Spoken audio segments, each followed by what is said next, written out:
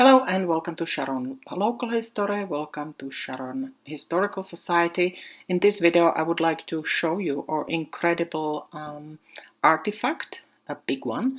It's Weights and Measures Cabinet. We have it in our possession, and it is displayed and open to public for all to see. So when it comes to history of Massachusetts, every town was issued one of these cabinets in the mid-19th century. It was very important, or the cabinet itself is very important part of our history because accurate measurements were essential. Weights and measures is actually a legal term for the uniform standard ascribed to quantity, volume, or dimensions of anything.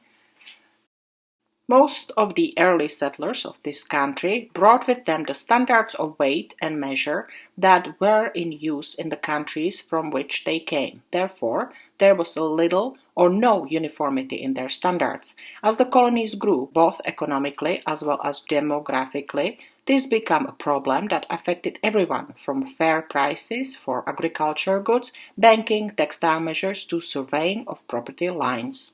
The founding fathers soon realized that this was not sustainable and began to take action.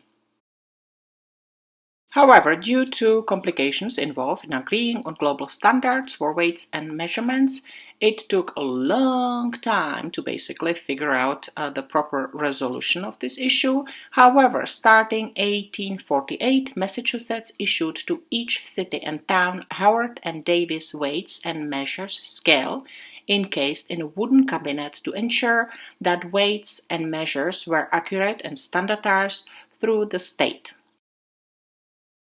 A complete set of standards consisted of large wooden case with double doors on the top and bottom. It was about 64 inches, 23.75. The top compartment that contained an equal arm balance scale, set of weights, and brass linear measure yardstick. The wood looks like expensive grained wood like mahogany. However, it is cheap wood that is much lighter. So the 4-grain was common at the time. However, the cabinets were made cheaper and also lighter for the moving them. A cast iron column was another part. It was round with a square stepped base and arched top mounted on a shelf. Supports 35-inch long brass beam with flat, circular, about 12-inch diameter iron pans suspended from 3 rods and adjustable fork at each end of the beam. Another part was a lever in front of the column that activated the scale and sets it at rest when released. Set of 16 nickel-plated cylinder weights, including 1 and 2 drums, different weighs in ounces and pounds. There is also a set of 6 cast iron liquid measures with handles from 1 gill to 1 gallon, 2 sets of fast cast iron dry measurements with lugs 1 quart to half bushels, a cast iron yoke with gimbals stored in the bottom cupboard can be mounted in a slot in the left end of the cupboard, and dry measures set into the yoke for accurate leveling. During the 19th century, the Office of Standard and Weights and Measures regulated measurements. In 1901, it became the National Bureau of Standards, and in 1988, it was renamed the National Institute Standards and Technology.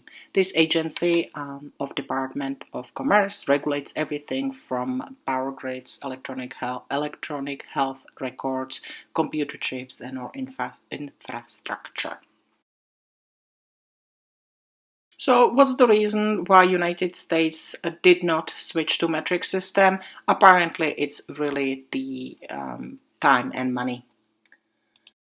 So if you enjoyed this part of history and would like to see this artifact, please visit Sharon Historical Society. We are on 16 High Street and we are open 3 times a week. Thank you for watching Sharon Local History.